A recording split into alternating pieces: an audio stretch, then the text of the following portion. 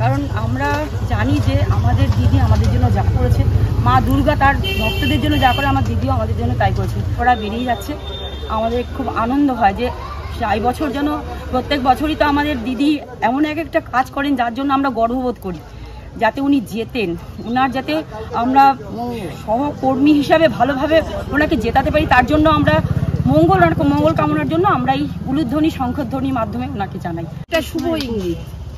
আমরা এই উলুধ্বনি শঙ্খধ্বনি কখন করি? শুভ ইঙ্গিত যখন মা আসেন, সেরকম এই ভোগটা আমাদের কাছে অনেক ভালো মূল্যবান জিনিস, সেই জন্য আমরা এটা করি, প্রতিবারই করি। এটা শুভ ইঙ্গিত, আপনি বুঝতে পারছেন এটা কত বড় একটা ইঙ্গিত।